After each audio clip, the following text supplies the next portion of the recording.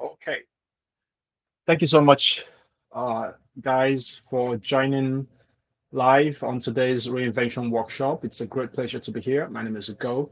Um, uh, we're taking it from where we stopped the last time. In our last session, we dealt with everything that has to do with self-optimization, how you can take yourself and reinvent yourself so that you can become more effective at your work and at what you're doing.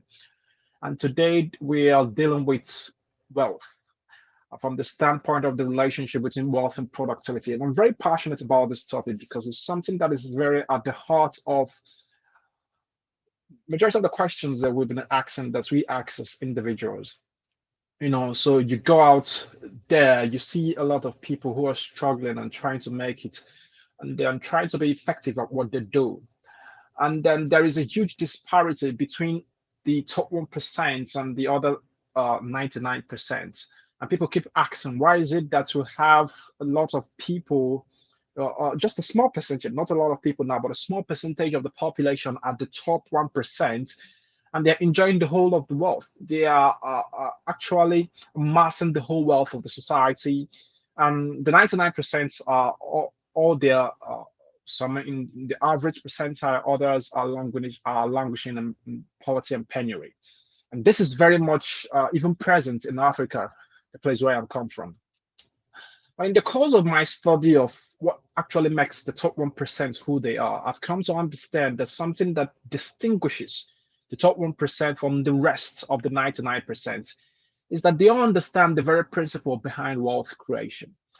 And when we talk about wealth, a lot of us don't understand what wealth actually means. We think wealth is cash, or we think wealth is many other things. We can point to many things that we refer to as wealth, but I can tell you that none of those things, as you understand it ordinarily, and even as we are taught in school, none of those things actually represent or actually mean wealth. They can stand as something that to use to represent wealth, but they don't actually mean wealth in its real sense.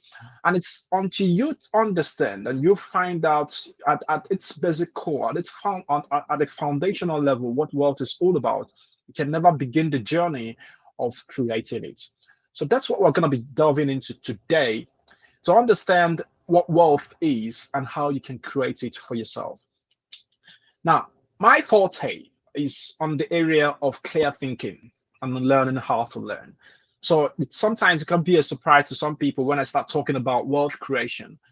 But the thing there is that, to a large extent, everything about wealth creation is also really about learning how to understand the very concept of wealth and understanding how to think about wealth and how to think about everything that is surrounded it and how you can get yourself in a position so that you can understand it and then start implementing it in your life. So that is why I find it very important that we treat the subject today. So I'm going to share my screen so that we can get started right away. So we're talking about wealth, yes. And the topic for today is to from productivity to wealth. So the question now becomes, what is actually wealth and where does wealth come from? To understand this, you have to understand the origin of wealth and what it actually means. So for a lot of people, wealth is money. When we talk about wealth, it means when you have a lot of cash, a lot of money in your bank account. But is that what wealth actually means? The answer is no. For some others, wealth could mean when you have inheritance, when you have a lot of properties, a lot of material properties and access to economic resources, that have been bequeathed to you, from your parents, from your grandparents, or from your forefathers down to you. But is that actually what wealth means? I think the answer is no.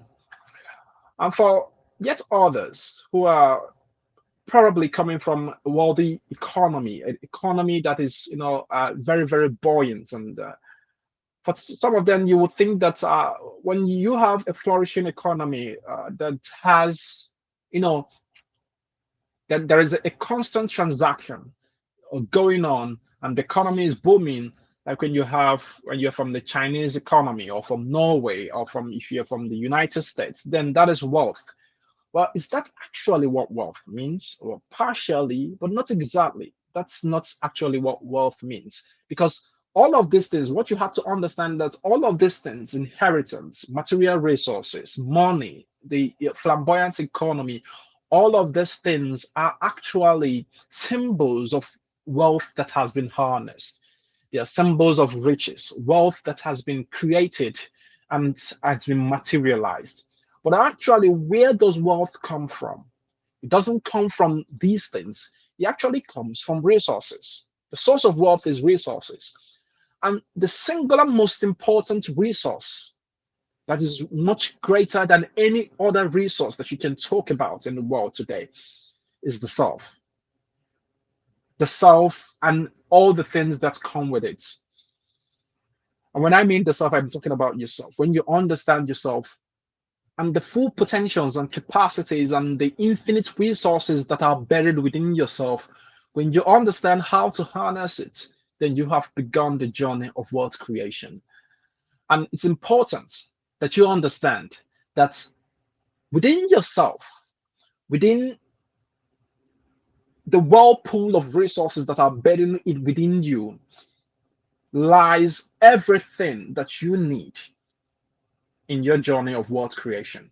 And that the reason a lot of us, even though we are residing in places that are rich with a lot of material resources, a lot of mineral resources, even though we find out, even though we are born in maybe families that are actually have a lot of resources, even though we have access to money and we have access to abundance of resources in our world today, like it is in our world today, we still are unable to create riches from them, from these resources. We still are unable to harness the wealth that are actually buried in these resources. The reason is because we don't understand who we are. We don't understand the architecture of the self and the resources that are buried in it, and then how to harness it. And that is what we are going to be dealing with today. So when we ask ourselves, so when we ask the question, where does wealth actually reside within the self? Because I say that wealth, the abundance of wealth is actually buried within us. And so when we talk about this abundance of wealth buried within us, where can we find them? When you look into yourself, where do you find your wealth? And where is this wealth resided? And how can you actually leverage it? Now, so the answer is the first place. There are actually three places or three sources of wealth that are buried within you. And when you start understanding them, then you can learn how to start harnessing them. So the first aspect of wealth, the first resource of wealth that is buried within you is virtue. Your virtues, your personal virtues as an individual. And when I talk about personal virtue, virtues that you have, each and every one of us, we have virtues that are buried within us, that we come with, that come with the nature of our being, that come with the nature of our personality. And virtue is simply the character of the spirit. And by that I mean it is the character of the spirit, something from which you derive meaning. It is the character of the spirit that gives meaning to your life. And this could be when you talk about courage. Some people are very courageous. It could be compassion for some people, someone who is very compassionate. It could be someone who has a lot of, let's say, integrity, someone who values their integrity so high and who's able to maintain integrity no matter the situation they find themselves. So sometimes we don't see these things as wealth. But when you begin to look at and study the most wealthy people in the world today and look at how they have actually harnessed, how they have actually created the abundance of resources that they have today, how they have actually created their riches, you begin to notice that at the foundation of the thing that actually made them wealthy was their wealth, was actually their virtue, one of the virtues that they have that they harnessed. So a good example of this would be, let's say, someone like Bill Gates, uh, someone that pretty much many of us know a lot about him. If you look at Bill Gates, so the question now becomes, what is the virtues of Bill Gates, and what are the visible virtues that he has, and that he has actually used to create a lot of wealth? So you see him, his company has his company, Bill and Melinda Gates, is the largest NGO foundation in the world today, and they have distributed a lot of aid to many countries, both, and they have also donated a lot of resources to the United Nations and to the World Health Organization. Now, if you take time to study the life of Bill Gates, his biography, you've come to understand that what actually drove him to start the Bill and Melinda Gates Foundation was actually the wealth that was buried within him, his compassion, the compassion he had for human affairs. One of the stories that his wife Melinda told about when they started the campaign against polio, they said they found a newspaper where they saw that, written by a journalist, where they saw that a lot of young people and children in Africa were dying from cholera, and they felt a lot of compassion towards that.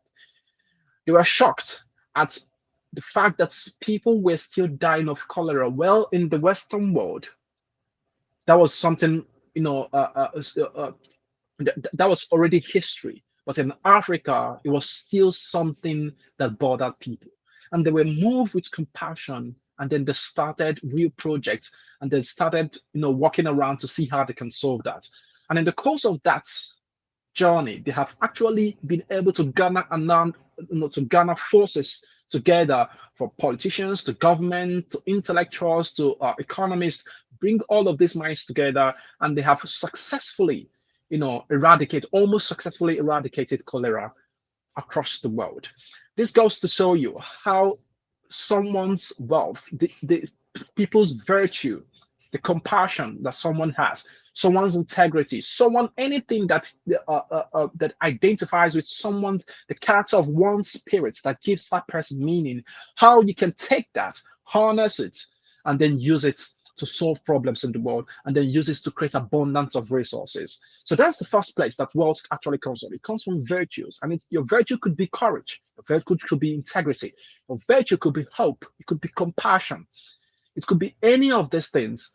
If you learn how to harness them, and I'm going to show you before the end of this session, you would go a long way in finding out that you can actually take these things, polish them, and refine them with knowledge, and then learn how to actually use it to solve problems in the world. And people are going to pay you in return for that. So that's the first of its kind. We're talking about here virtue. So what's the second thing? The second source of wealth that is actually buried within the self, because we said that wealth is buried within the self. And I think the second is ideas. The ideas that you have, the ingenious ideas that you have. And a lot of us don't think of our ideas as a source of wealth. But check out the richest people in the world today. Check out entrepreneurs. Count 90% of the entrepreneurs. You will see that it is usually a mixture of their virtues, the virtues that they have, and the ingenious and inventive ideas that they have. And when we're talking about ideas, we're talking about your ability, the ability of your mind to combine information in a way that is useful to others. So, an example is Elon Musk. You can check him out. You see that he has been able to successfully combine his virtue, which is his love for humanity, and his and his concern that our species could go extinct.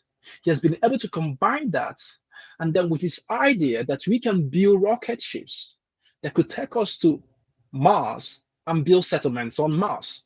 Now, if you look at it from a common sense perspective, even before now, you would think that someone who thinks that human beings can open a settlement on Mars, it's crazy.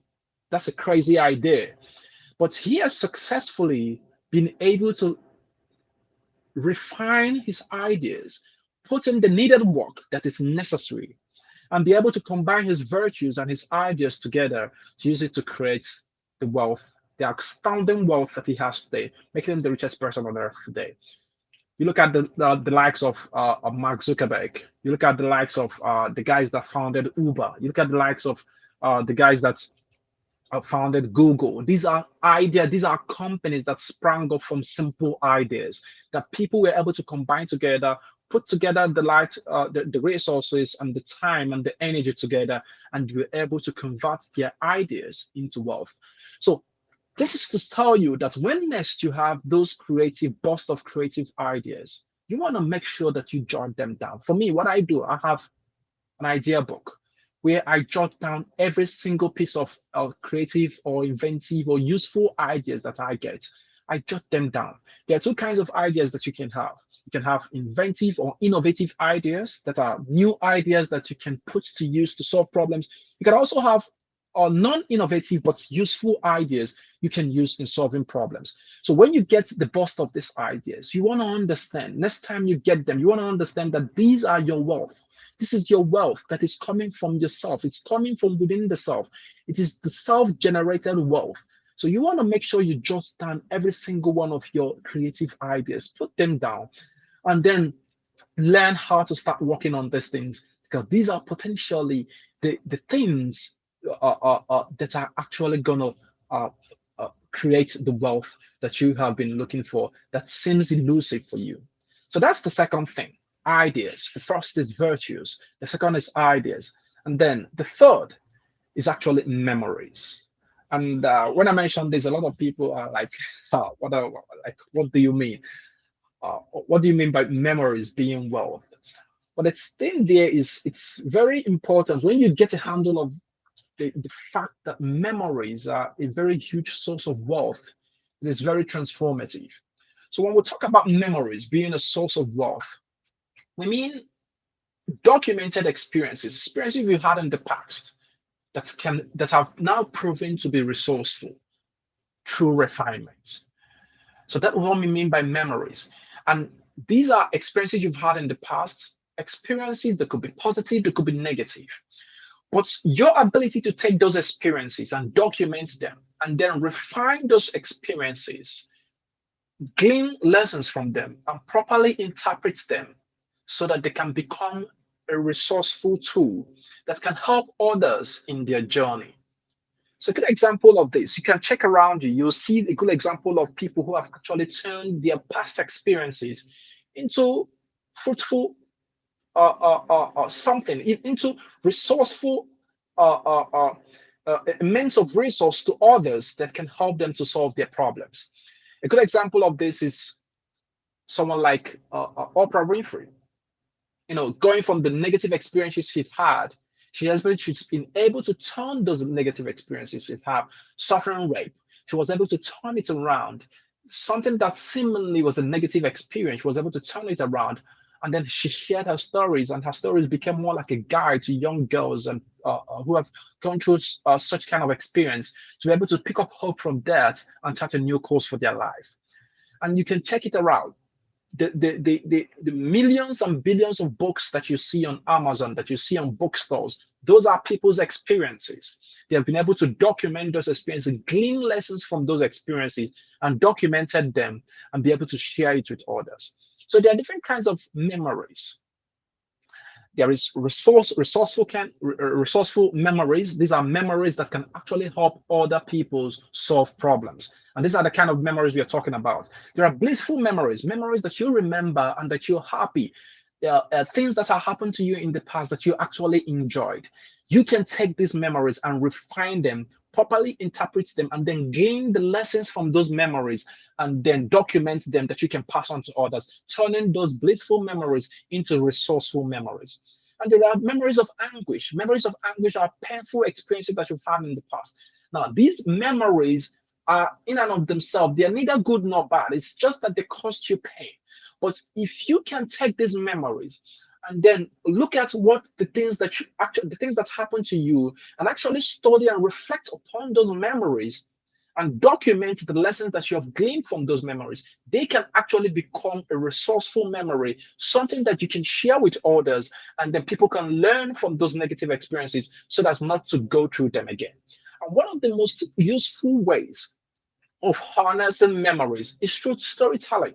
And this is why people enjoy, we human beings, we enjoy storytelling so much, because storytelling is more like a shortcut towards learning. It's a shortcut towards learning. So instead of me going through a painful experience or going through a painful experience in order for me to learn from those experiences and cross correct, I'll rather go through another person's story. And by going through another person's story, I am able to successfully walk through the same experience, elicit the same emotions, and learn from the lessons without having to without having to suffer the consequences that the person is going through. That's to tell you that that is a rich form of memory. That's why movies are very successful. That's why storybooks and novels are very successful. These are people's experiences. These are people's memories that have been able to articulate it and share with the world, and it has been able to create a lot of wealth.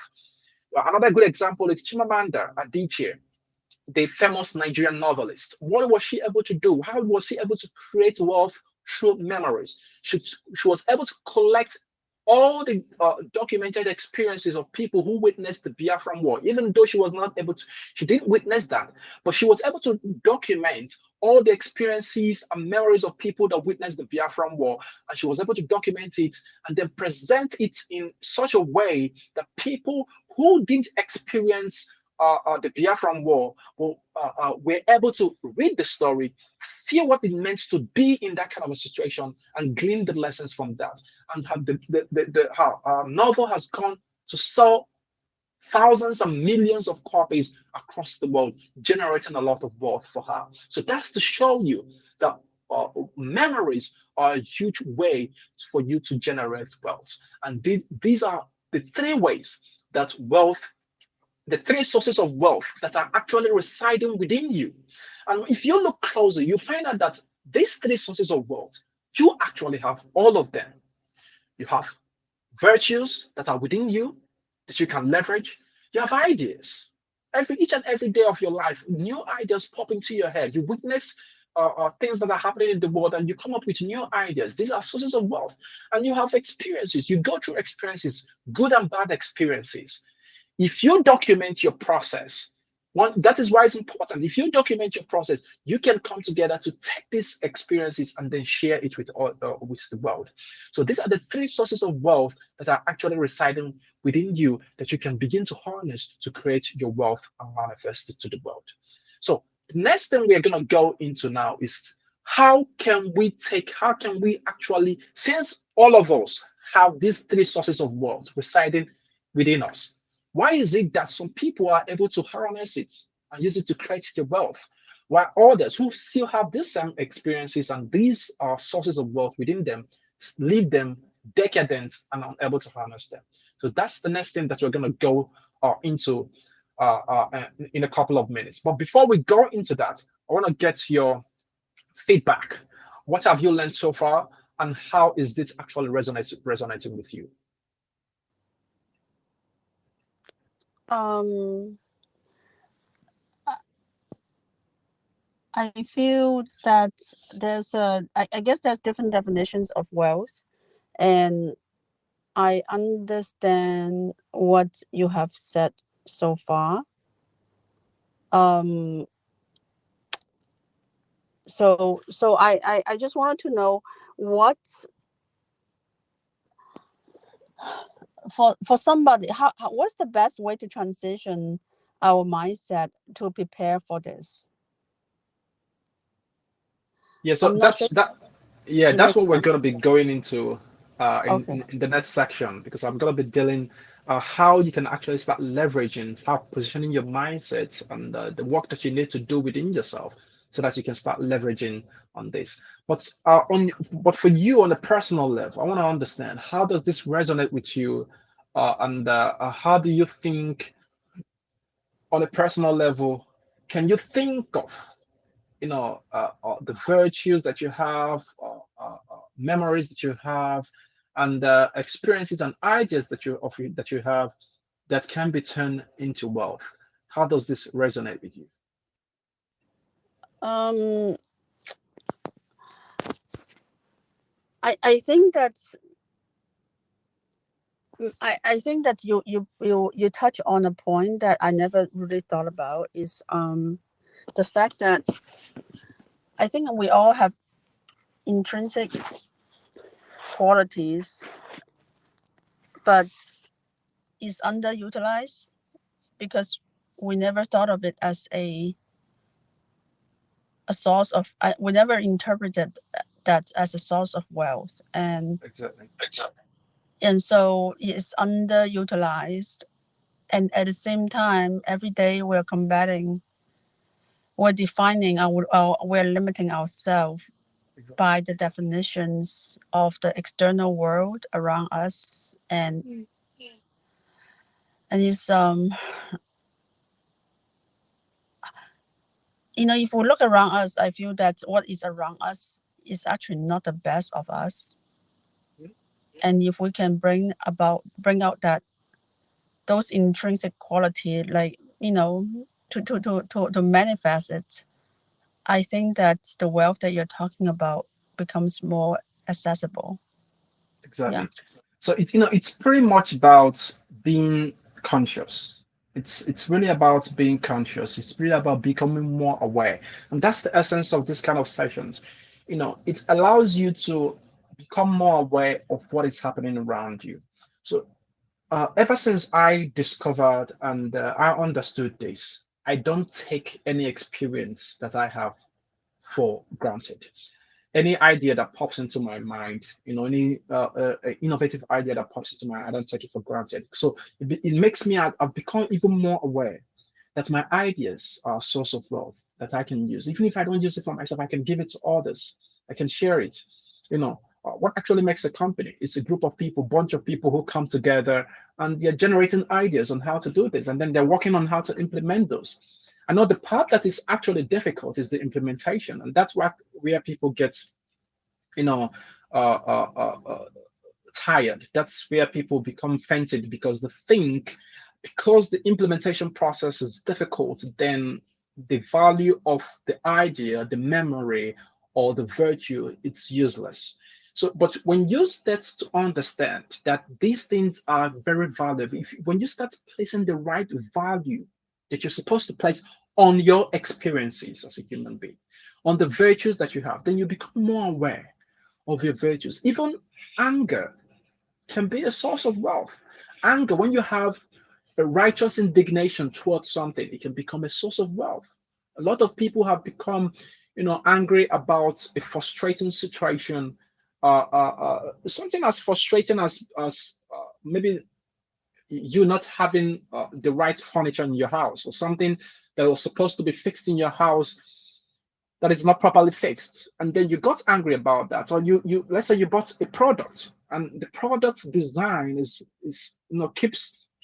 Okay, a good example is the guy that invented stickers. It's the stickers that you put on pay that's on apples. I think the story goes that he went to the supermarket, and he saw that apples were put without properly being labeled or something, and he when he tried to inquire how the apples were sold or something like that. I've forgotten the really details of the story, but the long and short of it was that at the end he was able to invent stickers that you place on apples because he got frustrated about the situation. So this could go to from things as mild as stickers as to things as huge as societal decays, or things that are problems that are in your society or in around you. You being aware of these things, you being more conscious of these things, can go a long way in helping you to start noticing the wealth that yourself is generating on a daily basis. So it's more aware, it's that's actually that helps you in doing that. So I'm gonna go ahead now. I don't know if Covenant, if you have anything to say. If not, I'm gonna go ahead to to talk about more how we can then begin to leverage our wealth.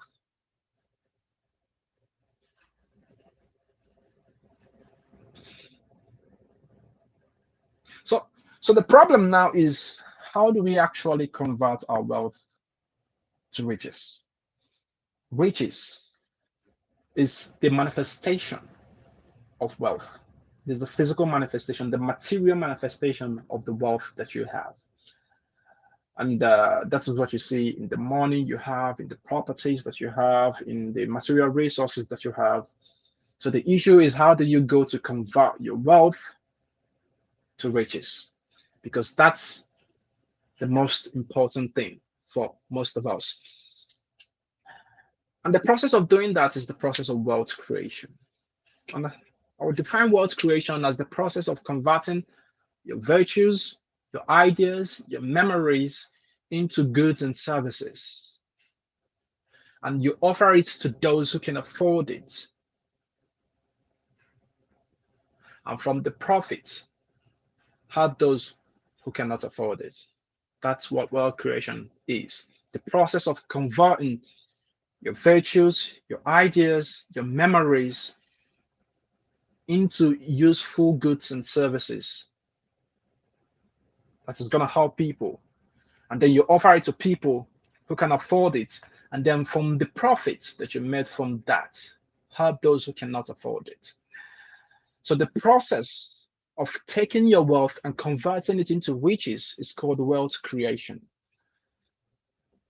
And when we talk about wealth creation, in essence, the process that actually helps you to go through this wealth creation process to actually manifest your wealth as physical riches is productivity.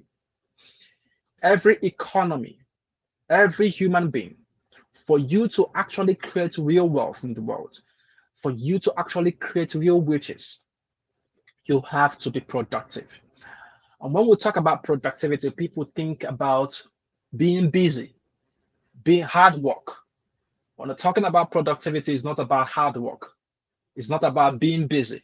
It's not about doing stuff. It's actually a deliberate conversion of one's internal resources into something useful to others. Productivity is based mainly on a deliberate conversion of one's internal resources into something that is useful to others. So if you are busy, but what you're busy on is not on things that you're not actually converting the internal resources that you have. You're not actually applying your virtues to your work. You're not actually working on your ideas. You're not actually converting your memories. You're not actually putting together the internal resources that are buried within yourself and putting it to work. You are not actually creating wealth. Or at least you're not creating wealth for yourself. And when you begin to understand, when you start understanding the relationship between productivity and wealth, you now begin to appreciate the reason many people say that you can't create wealth through job. You can't create wealth by having a job.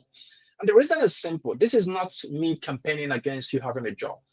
There's a role work plays in one's life. And there's a difference between work and job. Two people can be working in a company, let's say Google, or let's say any kind of company you can think about. But for one of them, what they're doing is work, whilst for the other, what they're engaging is in a job. And what is the definition of job? A job is simply a prescripted format of work where you are not required to invest your creativity. You're not required to engage your creative potentials and to benefit from that act of investment of your creative potentials.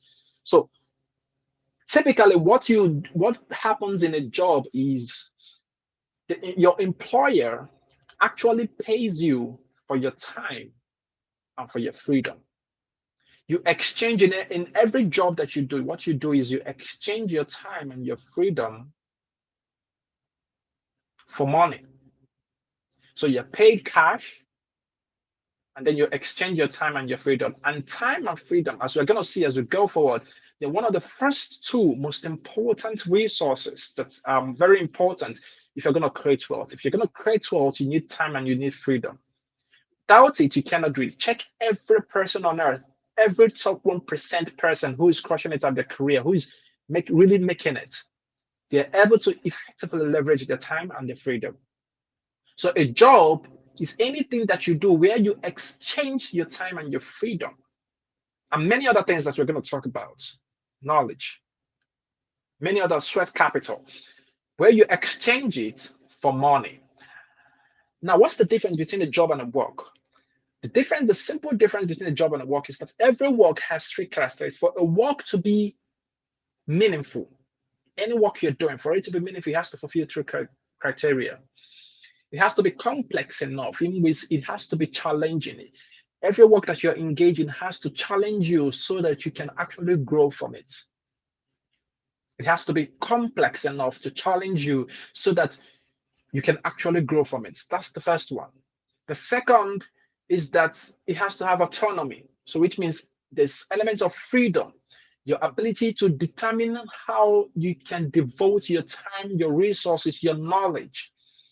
You being able to control the flow of psychic energy and where you're going to deploy it. You having the control, you having the freedom to decide how you're going to deploy your time, your energy, your knowledge into the thing that you're doing. That's autonomy. So any work you're doing, for it to be meaningful, it has to be complex enough, it has to have autonomy, and then finally, there has to be an equal reward between efforts that you're putting in and the reward that you're getting.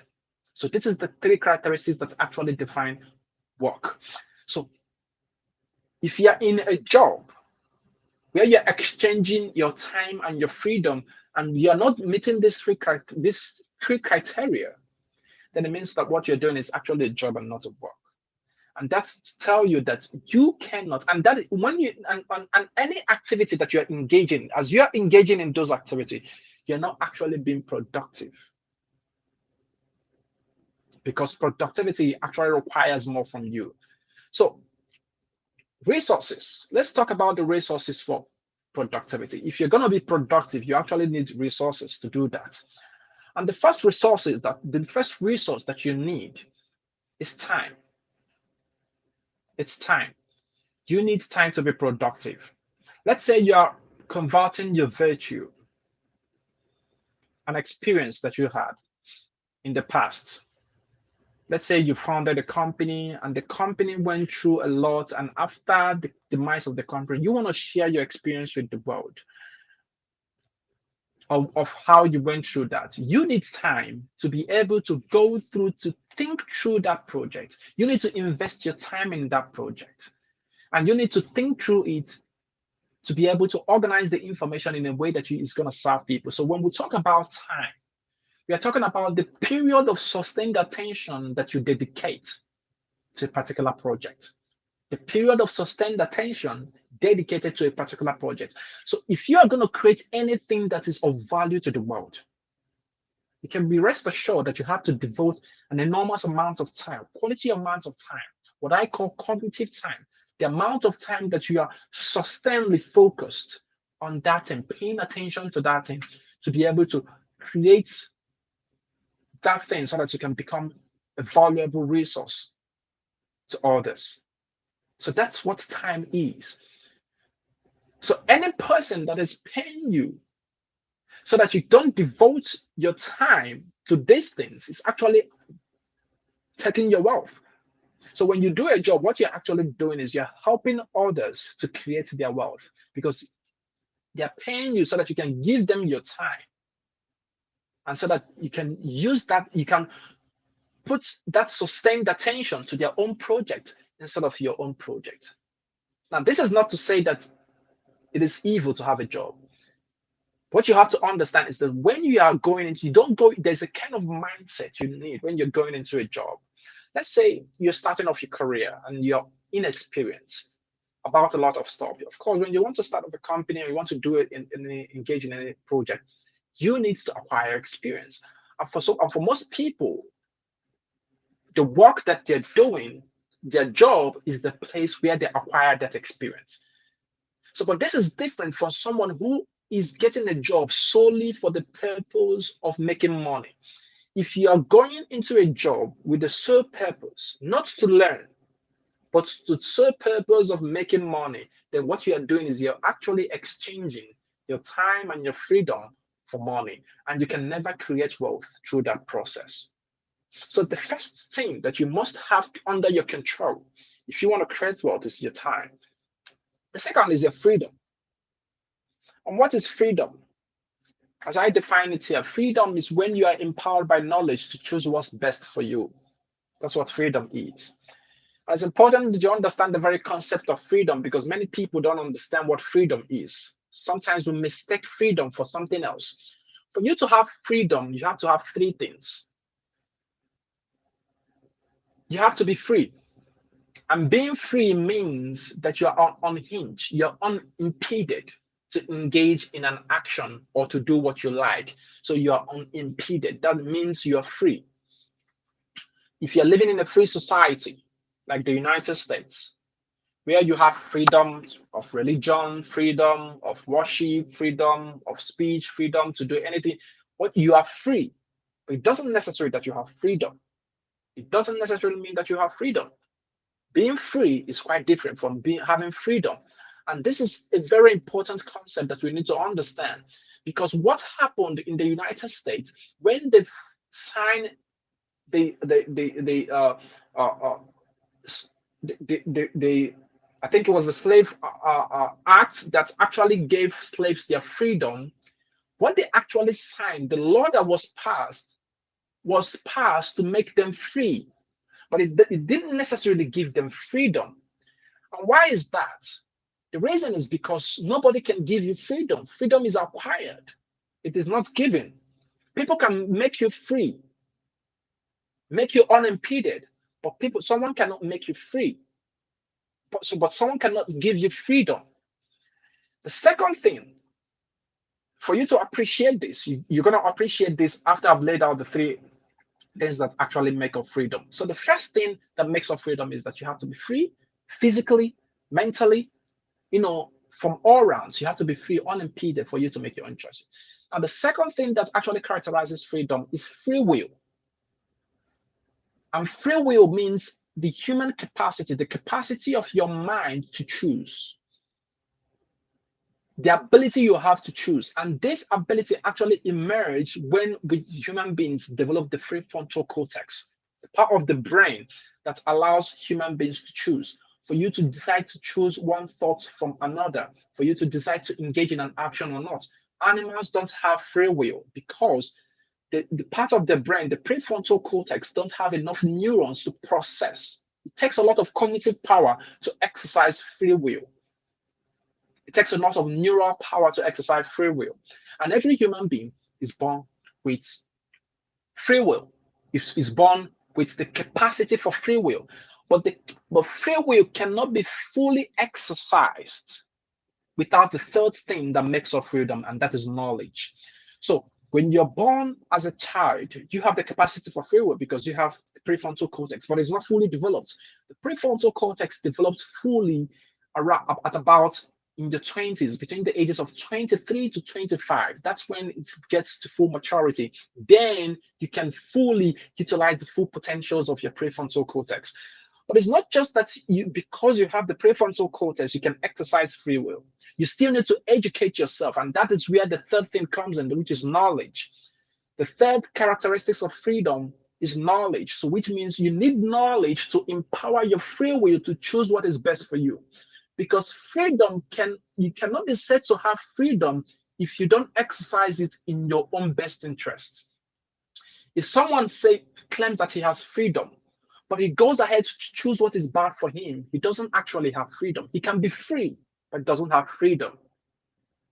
And this is what a lot of teenagers and young people don't understand. When you're growing up, ages of 16 or thereabouts, in the adolescent age, you want to exercise your freedom. They say, I want to exercise my freedom. I need my freedom. Now, what actually happens during that age is that when you get to 18, you are made free People allow you to free. You can vote, you can do anything, you can ride car, you can get your driver's license and drive and do anything you want.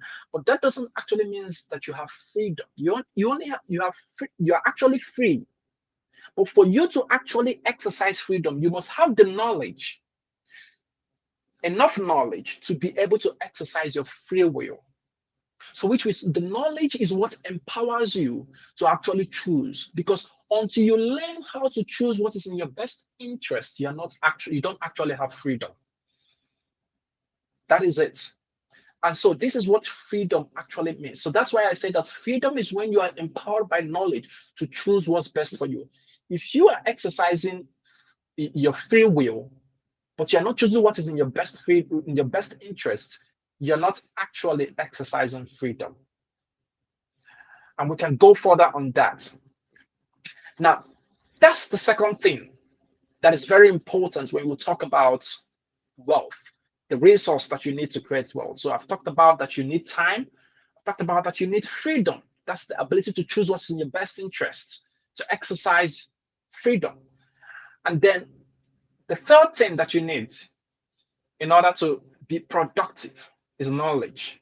And when we talk about knowledge, we are talking about the right knowledge, the right body of information that is required to direct your efforts and which forms competence. The right knowledge that is required to direct your efforts. You know, most times a lot of people go out there and they think that the way you create wealth or create riches is by hustling, by putting out a lot of effort. But I'm sorry to shock you, that is not so, because the common denominator between all of us humans is effort. All of us are engaging in effort.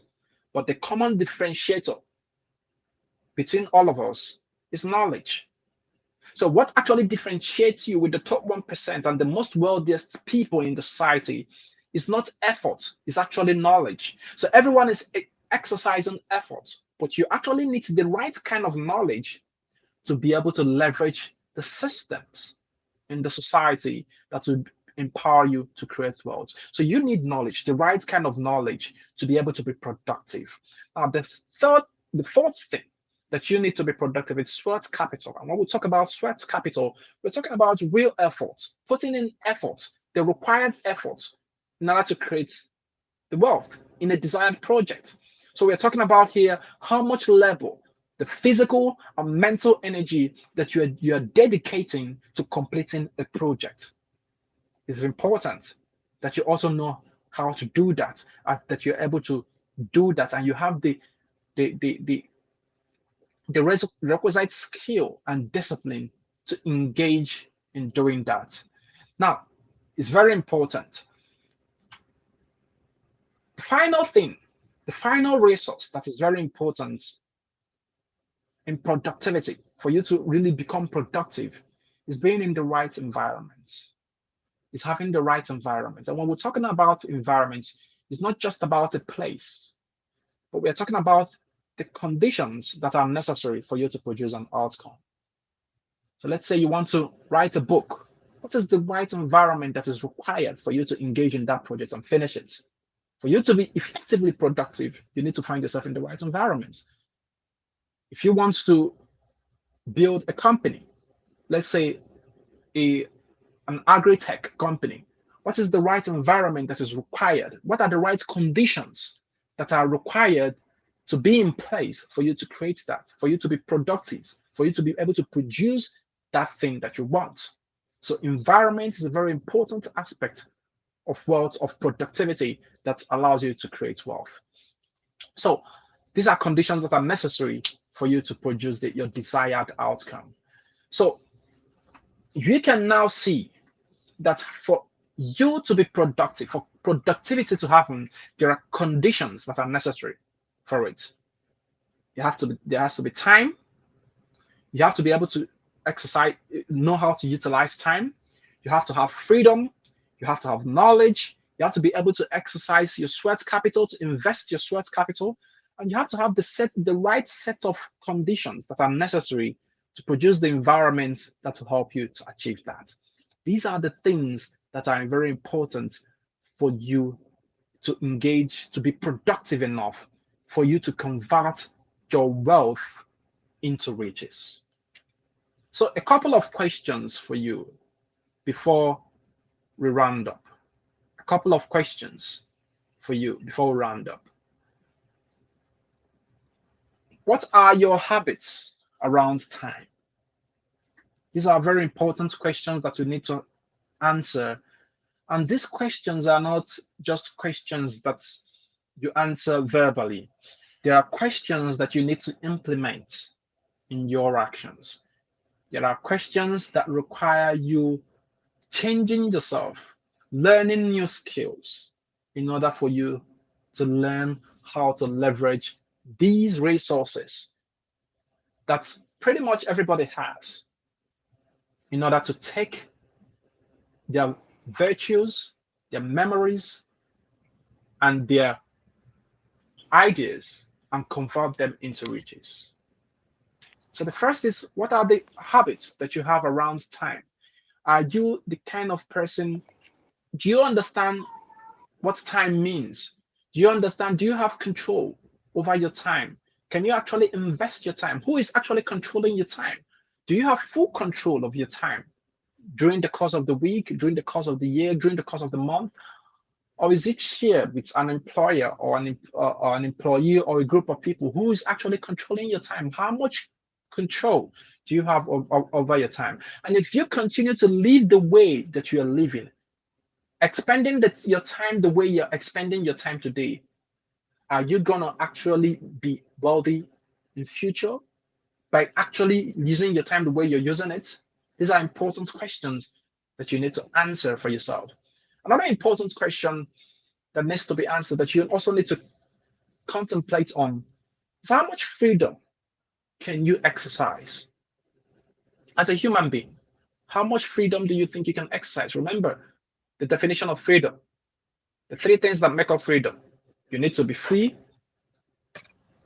you need to have free will and be able to exercise it, and you need to have the knowledge to exercise that free will. So having the condition of being free, having free will, and having the knowledge to properly exercise that free will.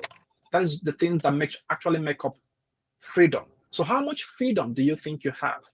How much freedom do you think you can exercise? There are a lot of things that can preclude us and stop us from exercising our freedom.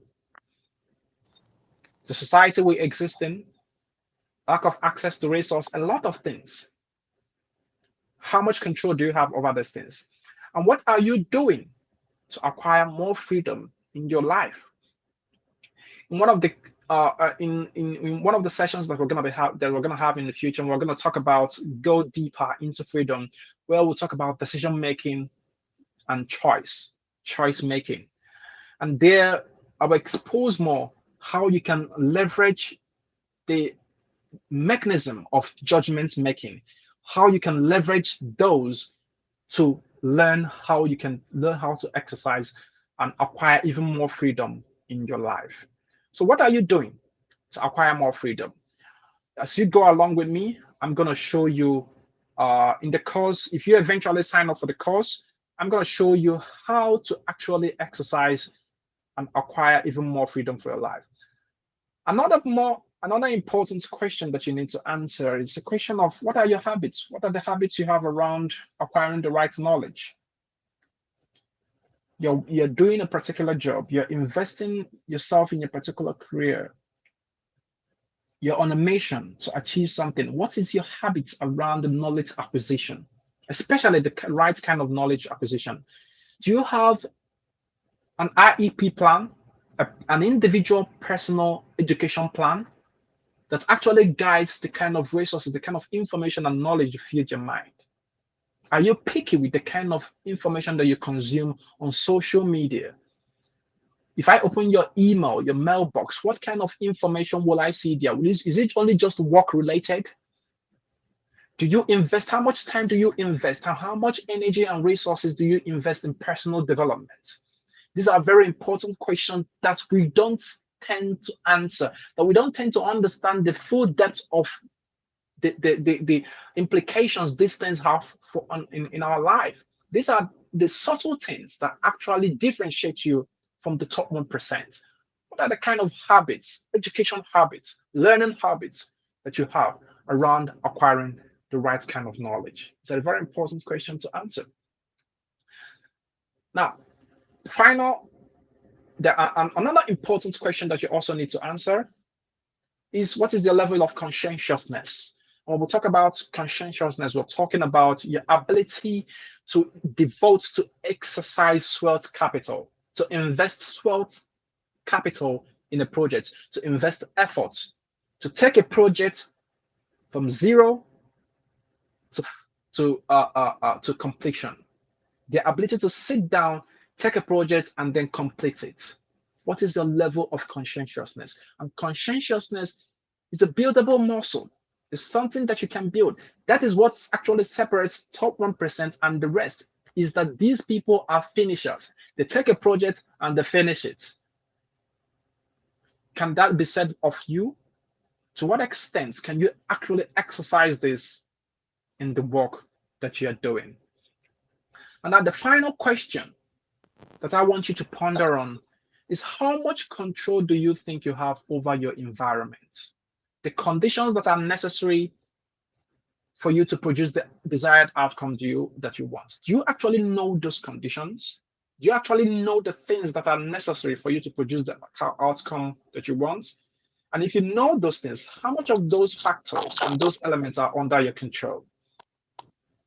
And if they are not under your control, what are you doing about them? These are important questions that you also need to ponder on if you're going to begin this journey of wealth creation for yourself. So before I go ahead, I would like to get your, that actually brings us to the conclusion of what I have for you today. But before I go ahead to talk about the journey that you're going to invest in, that you're going to undertake, where I can now start taking you on a process where you will begin to answer these questions in a more practical way.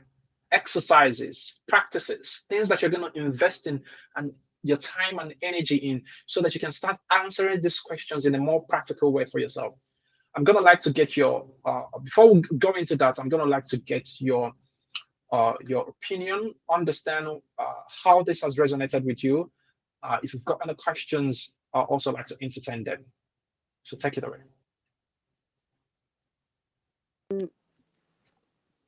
I missed a part of the meeting. Actually, a part of what you just said about 2 minutes ago. Could you repeat that? I mean, okay, I know that you said a lot, so that's kind of difficult. But is the part? Hold on. Excuse me. Is the part that's after what you said about choosing information, the correct information to consume, and choosing my the education, and then you said something else, and I missed that part. Okay, And the once part you where talk I asked about the it, I'll come question. back for more questions. Thank you. Okay, the part where I asked the question about the rights education. You said a few things right after the education, after the information, and then something else. So no, I asked the question that what are the habits you have around acquiring the right kind of knowledge for your life? And I asked a couple of other questions. Do you have an IEP plan, which is an independent education plan for yourself, in the kind of work that you're doing, in the kind of mission that you're engaged in the kind of in your career path? Do you have an independent education plan where you invest your resources and your time and energy in acquiring the right kind of knowledge that will help you in your career, that will help you in your business, that will help you to grow, that will help you to actually convert, the wealth that you have, this internal wealth that you have, memories, virtues, ideas, into the riches you want for your life. And I also talked about the kind of information that you're exposing your mind to, Are they the right kind of are they the right kind of information that will actually form the knowledge, the right knowledge that is needed for you to take your wealth and convert it into riches? The wealthiest and the richest people in the world, they're very picky and they're very careful about the kind of information they let into their mind. And they're very intentional in their education. So their education is not just subjected to what they learn from schools, what they learn in school, or what the society offers them, or what the news media, actually gives to them. It is actually an intentional process that they take in organizing the right kind of information for their mind. And they actually have a habit of learning. That's why I asked the question, what are the habits you have around acquiring the kind of right knowledge? They have a habit of learning that empowers them to constantly feed their mind with the right kind of information so that they can actually convert the wealth to riches. So that's what that's the few things I asked there. I guess my question is for somebody who's a love of knowledge, it's difficult to sacrifice. So how do we, let's just say that instead of saying that, how do we make decisions or choices? Um, how do we know what we don't need, or at least not at this point? I think that a lot of times we feel like we need all, right, and then we have to make a decision to trim it, like pruning a plant. So what how do we sacrifice, and how do we Sure. assign values to make that decision? So Because I'm not sure. sometimes the value is not obvious, right? Just because, for example, we can say we don't engage so much in social media, but sometimes we do get support from social media. um, maybe our best friends, they only use social media to communicate. Then we lose touch with that opportunity to build a rapport with them using social media. Or sometimes uh, they're softer, like for example, making us our branding, but branding of our brand also comes to social media well, to build a base. How so to cut that all off, it may be difficult. Yeah. So yeah, I think that is a matter of about sacrifice, what to sacrifice and how to sacrifice. yeah. So the thing there is not the question, and the problem is not about social media, and it's not about social media. It's actually about you knowing what you want, knowing what is important to you.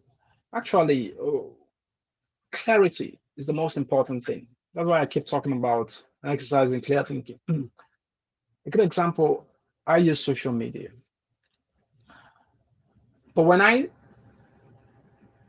go on social media, the time I spend on social media, it's proportionate to the time that is required for me, is proportionate to the value that I'm getting from social media. The value. And what do I mean by that? So let's say if you understand where you're going and you understand the discipline, how to discipline yourself, and this is part of the things that I'm going to talk about in the full course, where I'll take people on a journey where you understand your performance cycle. So a good example, how I do mine. Your energy level within the day is spread across on different dimensions, and it rises and falls on different scales. If you are the type, there are some people, they are the type that when they wake up in the morning, that's the time that they are at the peak of the moment, the peak of their energy. And for others, it's in the night, in the middle of the night. Those people are owls, like they are the night owls. And for others, it's in the afternoon. So you can organize your life and organize your work so that you can invest your time accordingly based on the time that actually gives you the highest return on investment of your energy. So you want to invest the most important time, the most important work that you do, you want to invest in at the time that is the peak. And during that time that is the peak, the thing now becomes what is the most important thing to you? Now, for some person, for a bank manager, let's say, okay, if you are Mark Zuckerberg, the owner of Facebook, the most important thing in his life is his company, Facebook, and his company happens to be Facebook, a social media. So according to Mark Zuckerberg, once he wakes up in the morning, he invests his peak period, which is the most important thing in his life. His peak period, which is the time that he's most energized. He invests it in his most important project. And what is the most important project? Facebook. So when he wakes up in the morning, the first thing he does is he opens his Facebook, his app. That is his most important project. So the question becomes, what is your own most important project? For Mark Zuckerberg, that's Facebook. For Elon Musk, that might be waking up and looking at prototypes of the rocket, or walking to Tesla to check it out. So the thing becomes, for you, what is the most important? For me, it's in investing in my knowledge and investing, and as a writer, I invest in writing. That's the most important thing, generating ideas, working on the project, doing research. So that's the thing I invest my time into the most. So your time should be given to anything at all, be it social media, be it party, be it education, anything at all. Your time should be dedicated to to things based on the return on investment they're giving you. So based on the value, the return on value that those things are giving you. So the question now becomes, do you actually know the real value the activities that you're investing your energy in are giving you? Have you actually sat down to assess those activities, to actually understand the real value that they're giving you? Do you actually know what is called the time capital of your activity? Time capital, as I describe it in my book, The Journey to 1%, is the net profit, the net value that a given activity actually gives to you after you've engaged in it.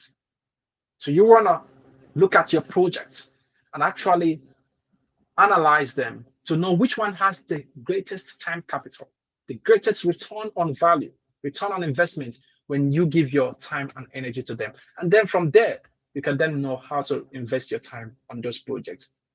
So it's not about social media or not social media. It's about understanding value, time capital, and then knowing the value that things are giving to you and what time you should reciprocate to those things. The things that give you the highest value should be given the most time. The things that give you the least value should be given the least time.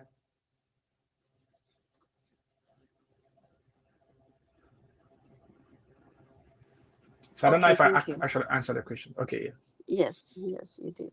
Thank you. All right. So I'm gonna finally let me go into the final part of this. So we are talking about here, if you want to join us, if you want to join me, enter into this journey with me to begin the process of actually knowing how to build habits around these things that I mentioned, and learn how to convert your wealth, the sources of wealth that are buried within yourself, your virtues, your memories, your ideas, learn how to convert them into riches. Do you want to go on this 6 weeks course with me? The 6 weeks course is a productivity course.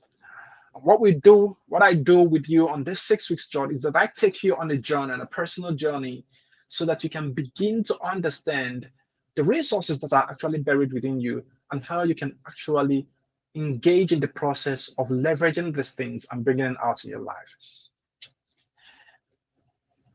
It is a fool's errand to think that most of these things that we can do them on our own. That is why the most successful people have coaches, they have mentors, they have coaches, and they have experts that guide them in each aspect of their life. So this 6 weeks course, actually, I will be there to guide you to go on this journey of actually converting your wealth to tangible resources that can actually serve others and serve you back. So in the first week, what we'll be focusing on is to helping you to identify your wealth. What are the most important wealths that you have? What are your most important virtues? Most people don't even understand this. They don't know what their virtues are. The most prominent virtues that they have that have actually characterized their life, that have actually been dictating the way they do things, they actually dictate the kind of job they are doing and the why they are interested in some things and not interested in others. The kind of virtues they have that make them become angered by certain situations and not angered by others. If you understand how these things, the character of your spirit that gives meaning to your being, then you begin the process of learning how to harness it and convert them into riches for yourself, into products and services that are actually serve others. And if you're actually doing that, you can then learn how to manage it even more and using it to serve others.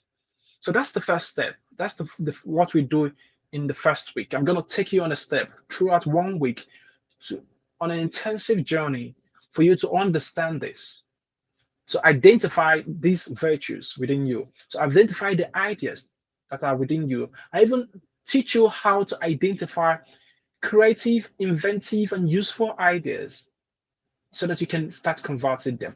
I'm going to teach you also how to document your experiences and how to interpret those experiences and refine them. The three things that you need to do if you're going to convert your memories into wealth. You have to learn how to, first of all, identify your experiences, learn how to interpret them. It's because it's in the interpretation that actually determines whether the memories will be useful or not, how and the value it's going to be offering to others. So I want to teach you how to interpret your experiences because that's the thing that majority of us don't understand, and that is why most experiences we have in life turn out to become a source of depression instead of a source of wealth for us, instead of a source of inspiration for others. So you want to learn how to interpret your experiences, and then you want to learn also how to refine your experiences so that they can become resourceful materials that you can serve to others and actually benefit from it, and while also helping others benefit in the same way. So that's the first thing. That's the thing that we do in the first week, helping you to identify your wealth. The second thing we have to do is to help you to identify the resources that are within yourself, the resources that you have as an individual, and how you can actually leverage those resources. So the resources of time, the resources of freedom, the resources of knowledge, sweat capital. How you have all of these things and they are hidden in different ways. Some of them are yet unrefined. How can you begin to leverage them so that you can begin to use them as tools for productivity, as tools that will help you to begin your journey of productivity so that you can begin to convert your wealth into riches? So that's the second thing that we need to do. Identify your resources and then teach you how to start leveraging them. The third week, what you're going to be doing is to help you to build habits around those resources. So we want to help you to build habits around time management, to understand how you can use and utilize your time. You need to build habits, specific habits around how you use time.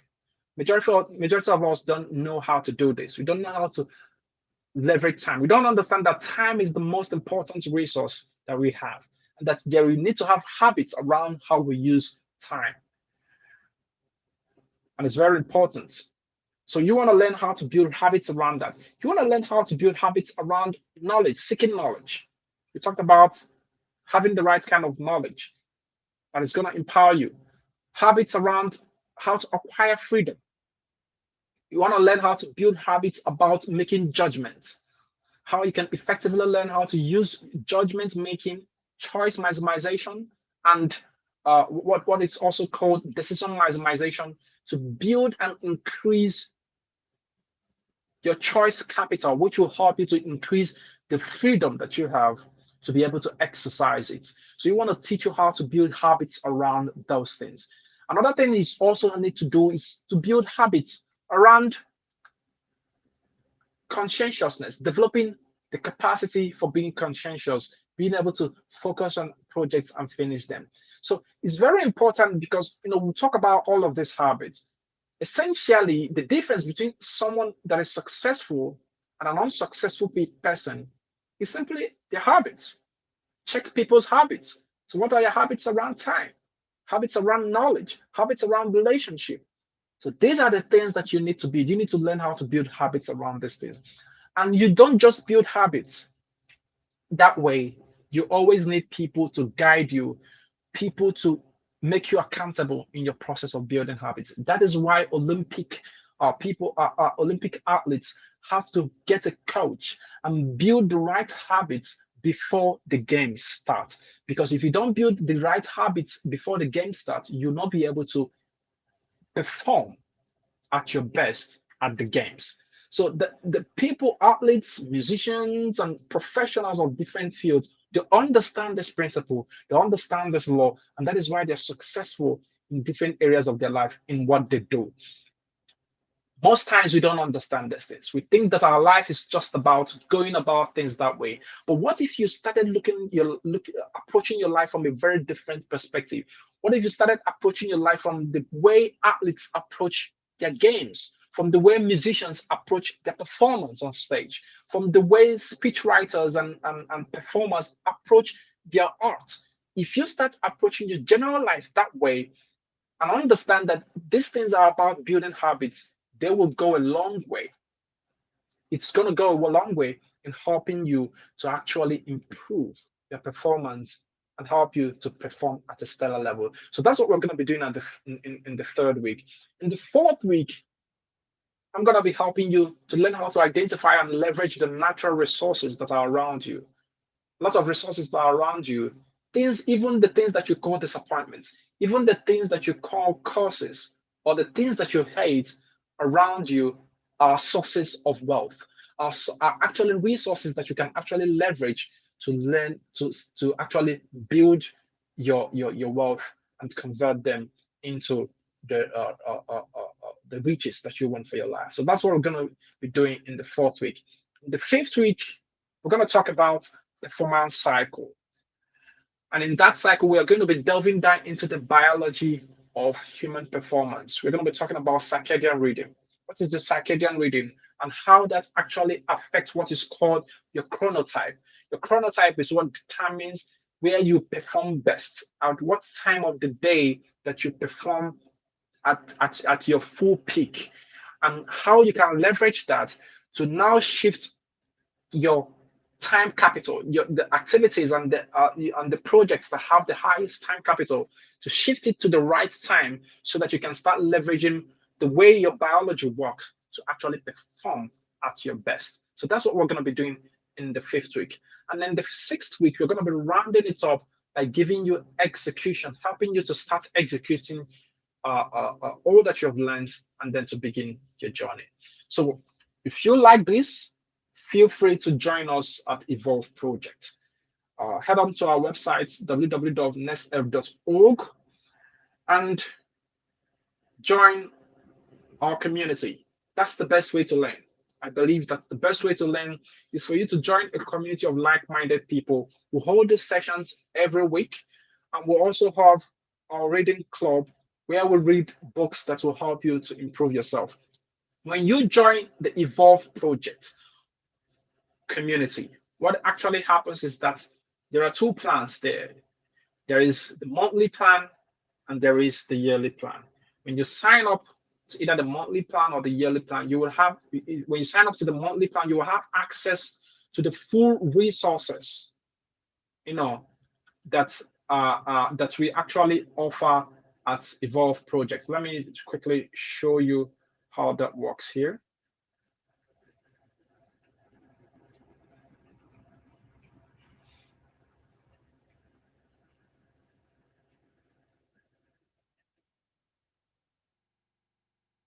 So there are actually two plans here. if you join the community, the first plan is the basic plan, which allows you to become a member. And when you sign up, you're going to have a 30-day free trial period. And during that 30-day free trial period, you have access to the sessions and you'll have access to the full course of this program. So you determine a suite of other courses here.